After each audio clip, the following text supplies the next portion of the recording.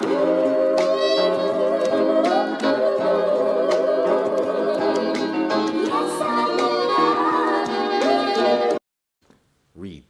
gang, what's poppin', man? This your boy Tay, back at y'all again. Hey man, this was a highly requested video. It's been a lot of controversy about this. You know, is meditation bad? Does it make you susceptible to spirits? You know, to attacks? You know, all these things, man. So we gonna get into it. Just to make a disclaimer though, before we get into it, I come here and I give you guys my real life experience. So I'm not gonna tell you anything that I haven't experienced.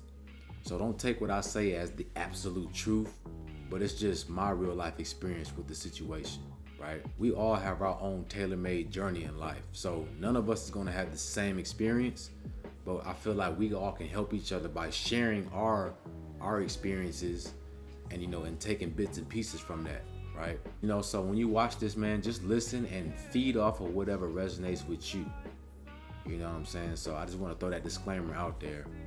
But let's get into this, man. I've been wanting to do this video for a minute. To start off, man, people have a lot of concern about meditation because they say it puts you in a hypnotic state. You're being hypnotized. And when you're being hypnotized, you don't have any power, self-control. And now that you don't have no power, you give control or access to other things to enter inside of you and influence you, right? So let's start off with that. With meditation and hypnosis, we're in a hypnosis state all day, every day, whether you know it or not, right? But the difference is with the hypnosis or being hypnotized, somebody else is doing that to you. So it's involuntary, which means that you don't have any control. For instance, you know, you might watch TV and then a commercial comes on and it shows you a restaurant and it's showing you all this good food, you know what I'm saying? It's pulling it apart and showing you close-ups and you're like, oh, that looks good. Next day, you go into that restaurant and eating. Now, was that your conscious decision? Was that your conscious decision? Or did something else influence that decision for you?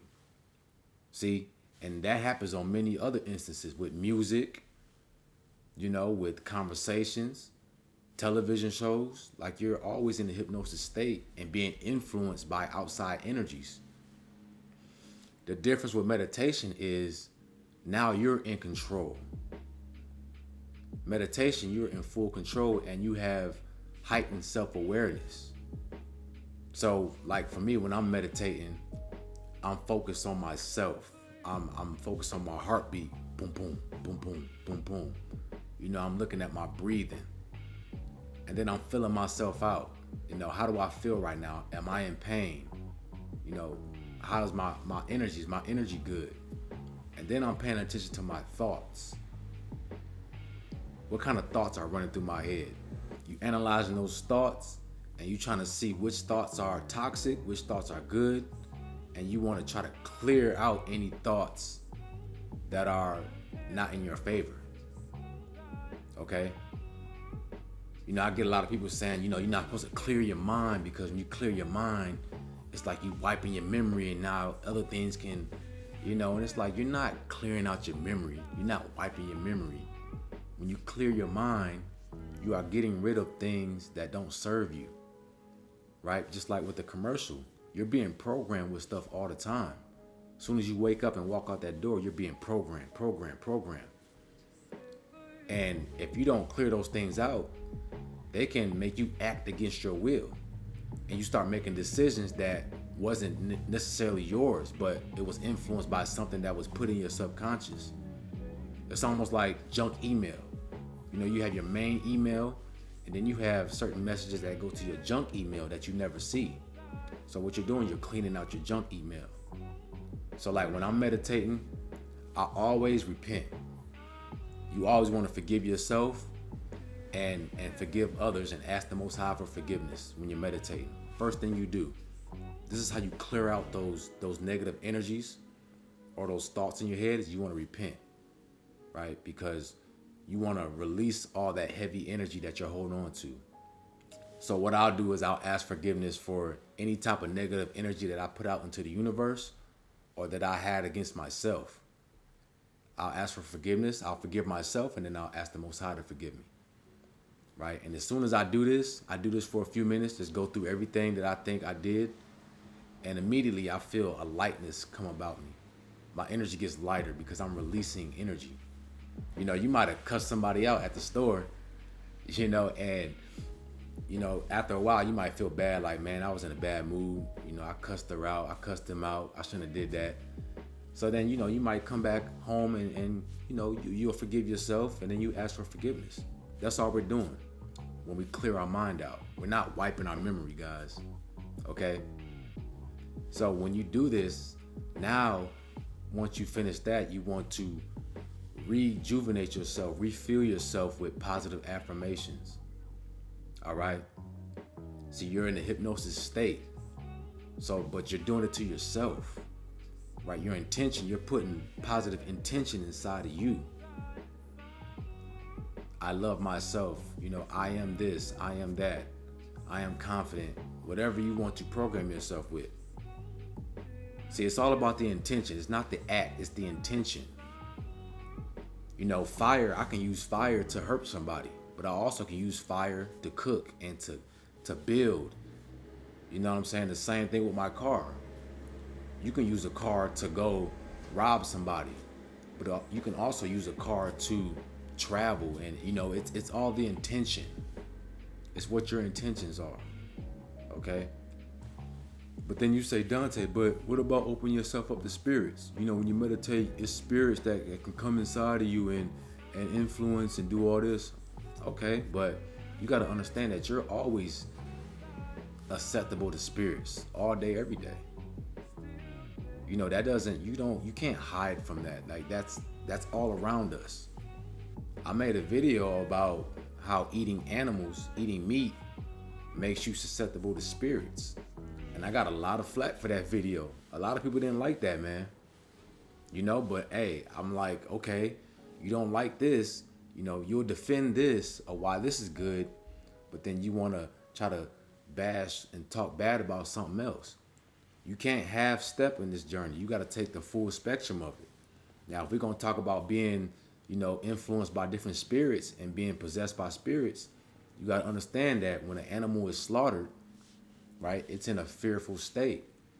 It's anxious. So now when it gets slaughtered, that energy stays with that animal. And then when you eat it, you're eating that spirit. So you're putting all that low vibrational energy inside of you. Right? So you're being susceptible to a spirit too. And people didn't like that. But you can't pick and choose. If you're going to be righteous and be on this journey, you got to look at it full spectrum. You can't defend what you like and then try to go at something that you don't resonate with. You feel what I'm saying? The food you eat, you know, what you put in your body, that's directly correlated to how you're going to feel. You know, you're at the mercy of that object. That's something outside of you, and you're putting it inside of your temple. So you're at the mercy of whatever that object is. So there's a lot of things we do every single day that make us susceptible to spirits. You know, when you're breathing in spirit. My last video, I said the spirit is the unseen force. Every time you take a breath, you're inhaling spirit. You don't know what's in this space. You don't know what you're putting inside your body when you breathe. But yet, you know, you do it every single day. If you stop breathing right now, you will cease to exist. So, I say that to say this. Spirit is all around us. You're being influenced by spirit all day, every day. With meditation, you're just becoming aware of that. And actually, when you're breathing in spirit, and then you're having those positive affirmations in your head, now you're transforming that spirit around you into your reality. And this is how we start to program and live the reality that we want to. This space is programmable. Just like the Matrix, you see all the zeros and ones falling down. Anybody that's a programmer knows that, you know, when you put the zeros and ones in different positions, it gives you a program, it gives you different commands. So now when you're breathing in spirit and then you have the thoughts, that spirit is coming into the thoughts. And then you're programming those molecules, literally. You program the molecules around you by your thoughts. So that's all we're doing, is we're programming ourselves with positive intent when we meditate, right? And I don't see nothing wrong with that. I'd rather program myself than be programmed by something else that has bad intentions for me. You know, people listen to music all day in their cars, you know, and don't even know that those lyrics are programming them. The beat is programming them.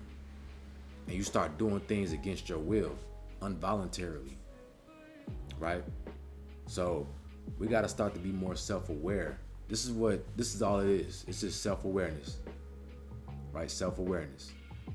Oh yeah, and I almost forgot to add too, whenever you're doing anything in life, always ask the Most High for protection and guidance, right? Because you don't want to jump into something that you're uncomfortable with, you know, without protection or guidance.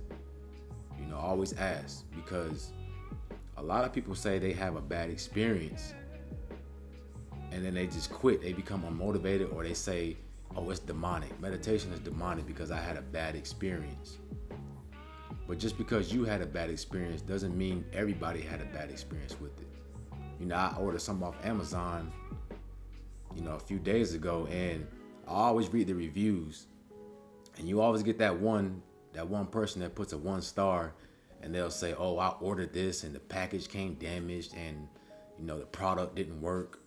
But then I'll go and order that same thing and I don't have any problems with it, right? So just because one person has a bad experience doesn't mean everybody's going to have a bad experience. You got to ask for protection. You know, you can't just jump head first into something, because that's just like me. If I've never worked out a day in my life and I try to go to the gym and do the hardest workout ever, I'm going to burn myself out or possibly injure myself, and then I'm going to be unmotivated to go back, or it's going to be a bad experience for me. So then I'm going to have a bad taste in my mouth about working out or going to the gym. Well, Donta, if meditation isn't bad, why would I have a bad experience with it? The reason why you have a bad experience with it, you know what? I'm going to say that for another video, you know, because I don't want to make this video too long, right? Because I know y'all attention span it'd be all over the place. So I ain't gonna make this video too long. I'm gonna say that for a part 2. We're gonna get into, you know, why people have bad experiences on meditation and just their journey in general, right? So, hey man, it's your boy Tay. Make sure y'all like, comment, subscribe. Let me know in the comment section what y'all thought about this video or what y'all would like me to talk about next. Y'all have a beautiful day, man, and I'm out.